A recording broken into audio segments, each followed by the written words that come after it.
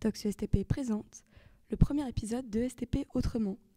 Bonjour à toutes et à tous, nous accueillons aujourd'hui Arthur de la Grand-Rive, cofondateur d'Alveus, une start-up fondée en 2014 qui propose du soutien scolaire innovant pour les collégiens et les lycéens. Bonjour Arthur. Bonjour Ami. Comment tu vas ? Très bien, merci. Donc pour commencer, j'aimerais revenir sur ton parcours à l'ESTP.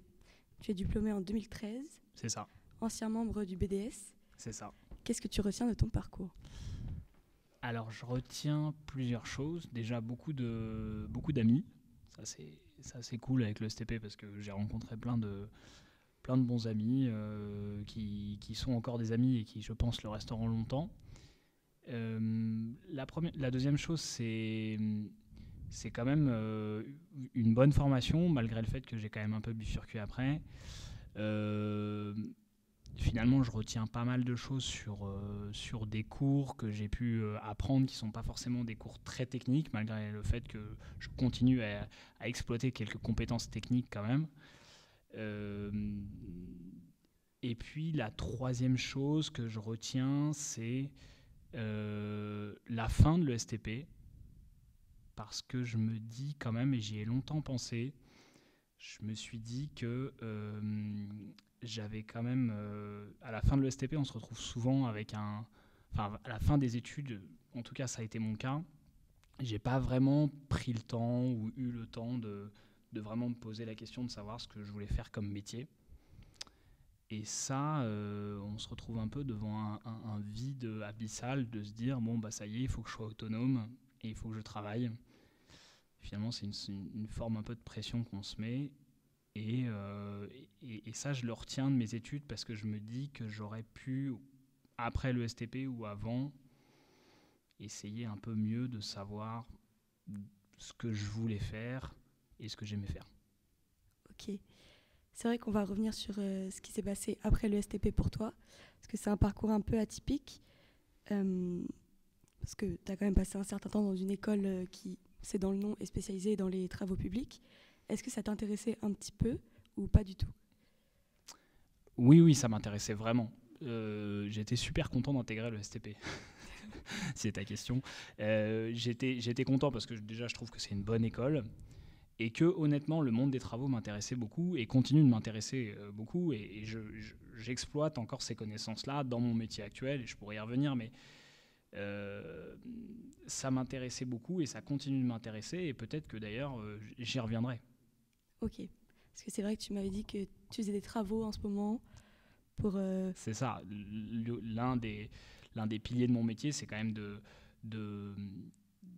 d'aménager des espaces. Donc, c'est vrai que toutes les connaissances techniques, même si c'est pas très très poussé, je continue à exploiter ces connaissances-là dans mon métier aujourd'hui. Ouais.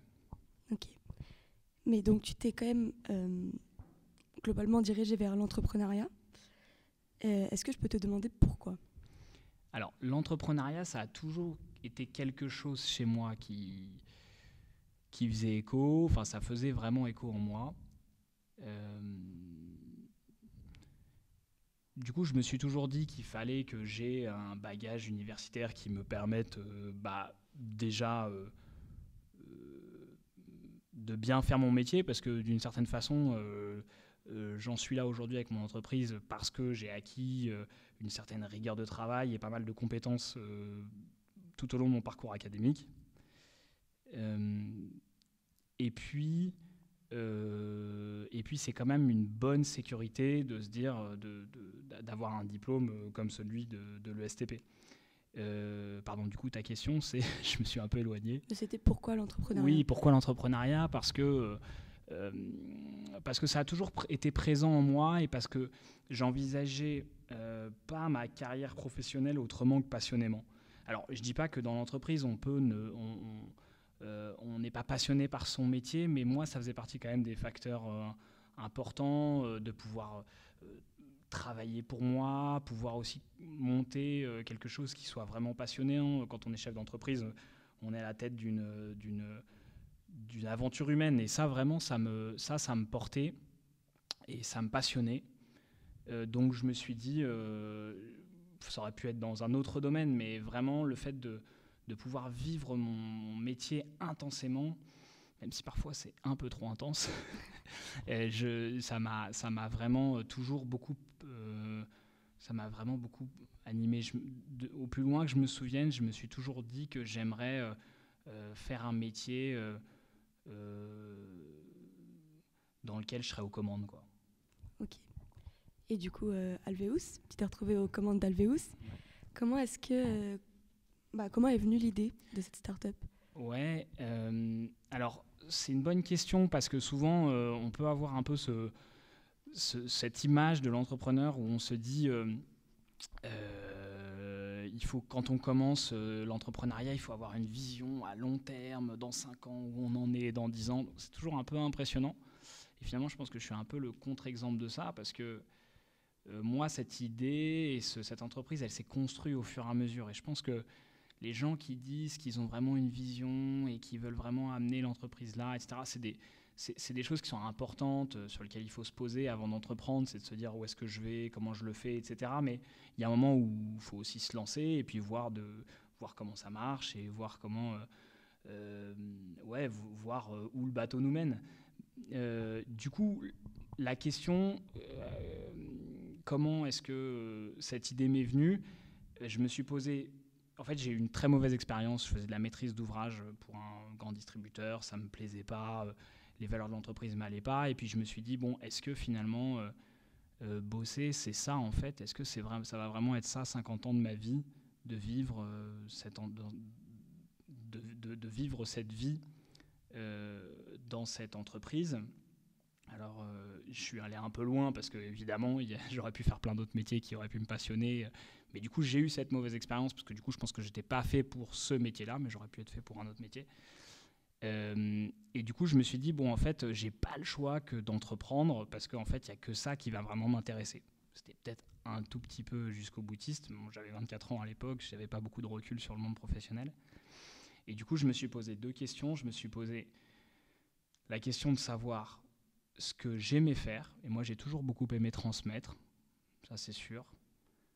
J'aimais aussi le monde des travaux, mais bon, je trouvais que c'était plus impressionnant de monter une boîte de BTP ou autre. Mais vraiment, je me suis dit, qu'est-ce que je sais faire? Je sais transmettre, je sais, parce que j'ai donné beaucoup de cours à l'ESTP et avant. Et qu'est-ce que je fais de bien aussi? Parce que je sais que je le faisais bien, de transmettre. Je savais que j'avais ça en moi. Et j'aimais le faire. Voilà. Donc, au final, quand on a 24 ans, j'avais pas vraiment le choix que d'aller dans cette direction-là, parce que finalement, je savais pas faire grand-chose d'autre. Et t'étais tout seul ou est-ce qu'on t'étais bien entouré? T'as des gens qui t'ont suivi dans l'idée? Oui, alors j'ai eu un premier associé, c'était un ami. D'ailleurs, ça s'est pas très très bien terminé au bout d'un an parce que finalement j'étais assez seul dans l'entreprise. Lui avait décidé de garder son métier. Mais bon, ça fait partie aussi de l'aventure entrepreneuriale. C'est partie des choix qu'on fait plus ou moins bien dans la précipitation au début, peut-être un peu. Donc, au début, j'avais juste un partenaire finalement financier qui a investi dans la boîte. Et puis moi, au bout d'un moment, je lui ai dit, bah écoute. Rejoins-moi parce que moi ce qui m'intéresse c'est de travailler éventuellement avec quelqu'un et comme je disais de créer une aventure humaine et puis surtout je me sentais pas les épaules de tenir cette entreprise tout seul et du coup finalement au final j'ai pas été très accompagné, j'ai été assez seul, j'essayais de faire avec les moyens du bord, donc j'allais tracter dans la rue, enfin voilà, c'est vraiment l'image de l'entrepreneur vraiment qui démarre au tout début. Et puis après, j'ai un autre associé, un ami de mon grand frère qui m'a rejoint, qui avait plus une vision business. Mais pareil, je me suis un peu laissé porter, je me suis dit, bon, je m'entends bien avec cette personne, je la trouve intelligente, je pense que c'est un bosseur. Et je lui fais confiance et je me jette à l'eau et on s'est jeté à l'eau tous les deux finalement parce que c'est vraiment à ce moment-là, à partir de la 2e année, où vraiment on a créé quelque chose de solide.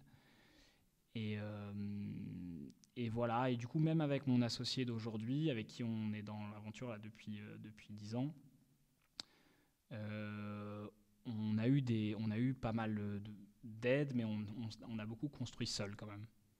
Et ça, c'est peut-être quelque chose qu'on aurait peut-être pu mieux faire, essayer d'être un peu plus réseauté, etc. Après, on n'a peut-être pas forcément le temps de le faire, mais en tout cas, on s'est un peu fait, pas seul, parce qu'encore une fois, il y a des gens qui nous ont un peu accompagnés. On a été notamment lauréat on a eu un prix d'honneur auprès de Paris Initiative Entreprise, etc. sur les premières années, mais on n'a pas beaucoup sollicité d'aide à côté. Ok. Alors, avant d'arriver à... Parce que j'avais une dernière question, mais en même temps, c'est... donc aujourd'hui, Alveus, moi j'y travaille aussi. Bravo. Merci. C'est... Quand tu dis que tu avais surtout envie de travailler passionnément, là ça fait quoi? Ça fait 10 ans du coup que la boîte est montée. Est-ce que tu vois encore un avenir? Est-ce que comme j'y travaille un peu, je vois que ça se développe pas mal. Enfin, c'est très dynamique, très actif. Enfin, moi, j'en vois pas le bout aujourd'hui en tout cas. Mais toi, quelle est ta vision par rapport à ça? Par rapport à où je vois l'entreprise plus tard. Alors, du coup, Alveus, pour réexpliquer, c'est des espaces de travail, comme des espaces de coworking dans lesquels les collégiens et lycéens viennent travailler. Et dans ces espaces, on peut, comme une salle de sport, un collégien lycéen, il peut venir autant qu'il le souhaite. Et puis ensuite de ça, à côté de ça, il a accès à des séances de coaching, donc des séances de tutorat, donc en gros du soutien scolaire, mais par groupe de 3-4. Donc c'est là où tu interviens, Émilie. C'est là où tu donnes tes cours et tu passes d'un élève à l'autre pour les aider chacun à leur tour, donc en créant un peu une dynamique de groupe et en se défaisant un petit peu de ce qui existe aujourd'hui, c'est-à-dire du cours particulier où je vais aider un élève pendant 1 heure ou 2 heures. Là, vraiment, on aide 4 élèves pendant les 2 heures et on essaye de proposer une expérience de travail qui soit vraiment nouvelle pour les élèves au travers des étudiants qui interviennent, donc comme toi, des étudiants qui sont inspirants, dynamiques, jeunes, qui parlent le même langage qu'eux, et au travers aussi d'un espace de travail qui est agréable, chaleureux, et évidemment un suivi pédagogique de pointe avec un responsable de ruche par espace. Donc, tu vois, dans ce que je dis, il y a beaucoup d'aspects du métier, tant sur l'espace que sur l'accompagnement des tuteurs qu'on met en place, tant sur la formation de nos responsables de ruche, la formation de leurs managers. Donc en fait, c'est jamais fini, quoi. C'est jamais fini. Tant l'amélioration des choses déjà en place que par le développement des espaces. Nous, on sait que notre solution, elle est super, et on aimerait juste pouvoir faire en sorte qu'elle se développe au maximum et qu'il y ait un maximum de collégiens et lycéens qui puissent en bénéficier. Donc il y a ce pan développement, donc très business, c'est-à-dire on veut essayer d'être présent un peu partout pour pouvoir donner accès à notre solution partout en France et peut-être un jour à l'étranger. Et il y a l'aspect un peu plus social et solidaire qu'on développe aussi pour l'égalité des chances. Donc là, on a un certain nombre de tuteurs qui participent à ces initiatives-là. Donc on est présent dans 8 foyers de l'ASE, de l'aide sociale à l'enfance. Et du coup, ça fait partie aussi d'un axe pas de croissance, mais de développement qu'on veut mettre en place pour permettre aux personnes qui ont moins de moyens de pouvoir aussi bénéficier de notre solution. Et du coup, là-dessus, on est financé par des mécènes qui nous aident à développer ces initiatives-là. Et ça fait partie de l'objectif d'Alexis, de moi et de l'ensemble de l'entreprise jusqu'au tuteur. Ok. Et pour terminer, j'aimerais bien revenir sur l'entrepreneuriat, le fait de se lancer. Quel conseil est-ce que tu donnerais à un étudiant qui hésite à lancer son projet aujourd'hui ? Alors, tu vois, c'est drôle parce que je discutais avec un ami qui, lui, pour le coup, a plus de 40 ans, 45 ans, qui se lance maintenant. Et je me disais, pendant ce déjeuner, heureusement que je me suis lancé tôt. Heureusement que je me suis lancé tôt parce que je pense que ça me travaillait tellement qu'il fallait que j'y vienne. Et je trouve que plus on le fait tôt, mieux c'est. Pourquoi ? Parce que déjà quand on a une vie quand on a 24 ans, on n'a pas forcément les mêmes besoins financiers que quand on a 34, 40 ans. Tu vois, moi j'ai 2 enfants, voilà, le saut dans le vide est beaucoup plus difficile à franchir. Euh, donc c'est vraiment déjà ce que je dirais c'est finalement quand on est étudiant c'est presque enfin quand on a fini ses études ou quand on est en cours d'études ou quand on a que quelques années d'expérience, c'est toujours un bon moment pour se lancer. On n'a certes pas beaucoup d'expérience, mais en fait on en acquiert tellement en se lançant que ça vaut pas mal d'expérience dans n'importe quelle boîte. Donc il y a ça, moi je dirais go, quoi, il faut y aller. À n'importe quel étudiant qui me dirait moi ça me titille, j'ai envie d'y aller, quitte à échouer. Je disais aussi pas mal la dernière fois à un étudiant aussi qui me posait des questions comme toi, qui me disait ouais mais bon, qui avait un peu peur de l'échec. Et en fait moi malgré le fait qu'effectivement l'entreprise, je trouve que globalement c'est un succès et je suis vraiment fier de cette entreprise, tout ce qui quand je regarde un peu derrière, je vois quand même une suite d'échecs dans tout mon parcours entrepreneurial. Et ce qui a fait la différence, c'est notre capacité, avec Alexis, mon associé, à jamais lâcher, quoi.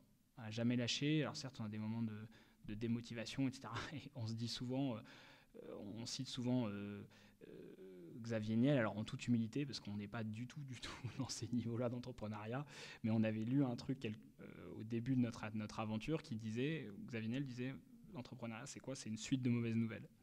Donc pour venir au conseil, le deuxième conseil que je donnerais, c'est simplement juste de ne pas se désespérer et de persévérer, quitte à pivoter, à changer. Mais si on a ça au fond de soi, il faut quand même essayer d'aller au bout du truc, et quitte encore une fois à changer, pas trop, parce qu'il ne faut pas non plus aller dans tous les sens, mais quand même essayer de parfois un petit peu changer les choses, pivoter, comme on dit, autour de son idée, et vraiment persévérer. Il y a beaucoup de personnes que je rencontre en entretien, parce qu'on recrute pas mal de personnes, je suis assez étonné par le nombre de personnes qui ont des idées, qui sont finalement, qui ont eu à un moment de leur vie une petite expérience entrepreneuriale et qui peut-être sont pas allés tout à fait au bout du truc et se sont peut-être un petit peu découragés parce qu'il y en a beaucoup qui ont des très bonnes idées. Ok. Bah écoute, c'est super inspirant. Merci beaucoup. Je t'en prie. Voilà, vous venez d'écouter le premier épisode de la série ESTP Autrement. Et peut-être un dernier mot pour la fin. Un dernier mot, alors j'ai dit pas mal de choses. Je pense aussi que il faut prendre le temps. Quand on sort de bonnes études ou de moins bonnes études, hein, mais quand on a fait l'ESTP, parce que sans doute que ce podcast est à destination plutôt des élèves de l'ESTP, mais on a quand même un parcours qui est sympa, hein, voilà. Prenons le temps à la fin de ces études-là pour se dire ok, qu'est-ce que j'aime faire, qu'est-ce que j'ai envie de faire, prendre vraiment le temps de le faire. Moi, vraiment, mon erreur, ça a été de ne pas prendre le temps. Et je dirais que finalement, ça a été presque aussi ma chance, hein, parce que j'ai eu cette mauvaise expérience et puis du coup, ça m'a fait complètement switcher vers le monde de l'entrepreneuriat. Mais je dis souvent aux étudiants que je croise dans les ruches chez Alveus, je leur dis prenez le temps, vraiment, prenez le temps de réfléchir, prenez le temps de savoir ce que vous voulez vraiment faire. Vous avez pour la plupart enseigné des classes préparatoires, puis une école, vous avez sans doute pas perdu beaucoup de temps dans vos cursus. Bah, prenez le temps, même si parfois il y a une pression financière, il y a une pression sociale qui nous oblige à travailler dans des bonnes entreprises, à bien gagner sa vie. C'est quand même dommage à la fin de son école ou pendant son école de ne pas prendre le temps de se dire qu'est-ce que j'aime faire, qu'est-ce que je veux faire. On peut, je pense, se payer ce luxe. Merci beaucoup. Je t'en prie, Émilie. À bientôt. À bientôt.